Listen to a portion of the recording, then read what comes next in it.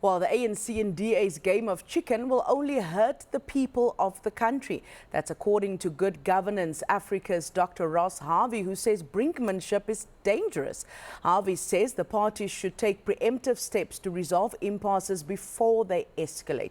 Let's discuss this further now with Dr. Harvey. Doctor, good morning. Very good to have you with us on ENCA today. Morning, generally. Now, Doctor, in your piece, you call the brinkmanship in the GNU devastating.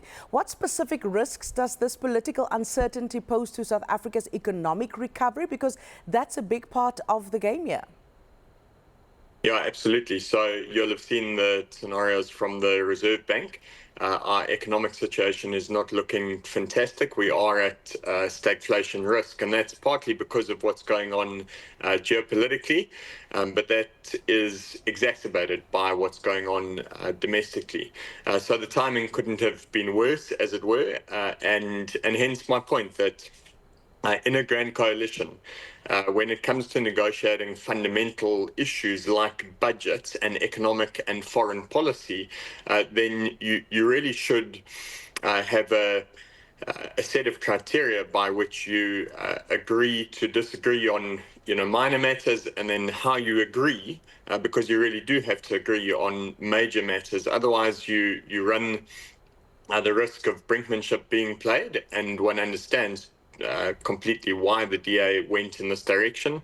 It has a reputation and credibility to defend to its electorate, but at the same time, it arguably should have seen that the ANC was going to not come to the brink, but avoid the brink by coalescing smaller parties, and that's what it did. But the outcome is still as it were, mutually destructive for South Africa. And that's largely because you're creating market uncertainty around exactly the same time. This is a perfect storm as the Trump tariffs are potentially starting to bite, even though they've been temporarily suspended. We'll get back to the Trump tariffs in a moment, Doctor, but I heard you using the term grand coalition now once again. You maintain that the GNU is not so much a government of national unity as it is a grand coalition. And you also emphasize that the fact that the DA and the ANC differ fundamentally on economic policy is a very big issue, a problem for us. Some, Doctor, they've described the GNU as a necessary compromise. Why do you believe it's failing to deliver stability? Well, these parties are of fundamentally different worldviews when it comes to economic and foreign policy.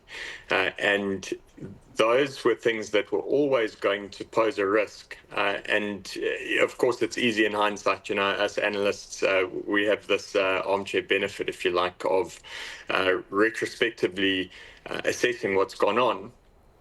And it, in hindsight, does seem obvious that these fundamental differences on foreign and economic policy were going to come to a head at some point. And the budget is one of the key expressions of what you believe, both about how an economy should be run, but also about how you raise revenue to fund what you believe to be the government's primary responsibilities. Now, the DA and the ANC have fundamentally different views on this. The DA is of the view that the government needs to cut wasteful expenditure and needs to implement economic reforms that make it easier to do business in the country, whereas the ANC is of the view that, well, we need to raise the revenue to plug the shortfall of 13 to 16 billion rand. Which is a lot. And the ANC does not want to incur debt, and that's wise. And at the same time, the ANC doesn't want to cut expenditure because that's politically unfeasible in its view. But the DA is saying, look, you've got to cut wasteful expenditure and implement reform rather than imposing a VAT hike, because South Africans are already squeezed to the brink, from the poorest right through to the upper end of the middle class. And so, one understands how we got into this position, but the outcome is mutually destructive at a time when the country really does need stability. And the reason generally that I argue that it's a grand coalition rather than a government of national unity is that when we had a government of national unity, there was a sense of magnanimity that, okay, look, we're going to get into this for the good of the country. And even though it was framed in these terms after the ANC lost the election, this is a coalition which was best for both parties, and the markets responded well, and certainly it was the best outcome for the country. That doesn't mean that its inherent risks went away, and those are still there. And this uncertainty at this geopolitical moment is very risky for the country. Doctor, just briefly, you also mentioned the erosion of institutional integrity. I want you to zoom in on that for a moment. Can you expand on how the current political landscape is also affecting public institutions? Just briefly, please.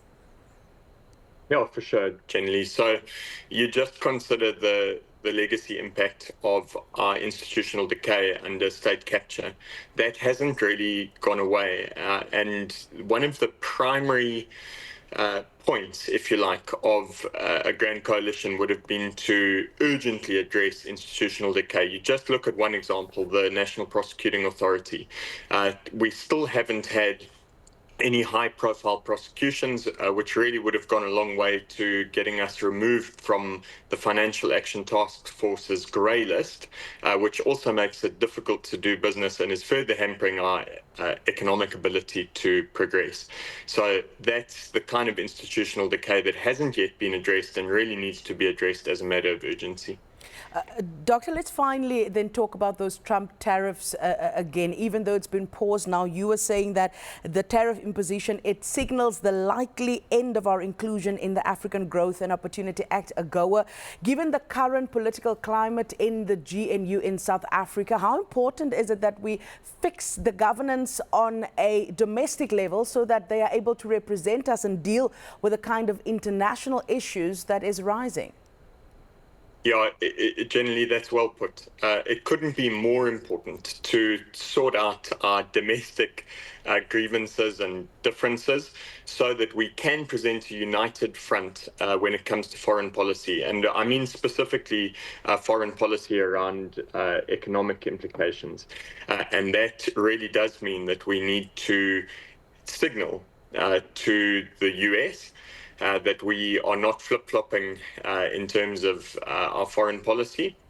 It doesn't mean we need to abandon a stance of non-alignment. What it does mean is that we need to exercise serious consistency, and we need to signal that this is a place where we value US companies who employ thousands and thousands of people. And in the context of high unemployment, that couldn't be more important. And at the same time, those US markets are critical to industry in South Africa that employs a lot of people like citrus. And we just cannot afford to lose access to that market. Well, Doctor, thank you so much for your insights and weighing in on this conversation today. I appreciate your time on this Easter Monday. That was Governance Africa Chief Research Officer, Dr. Ross Harvey.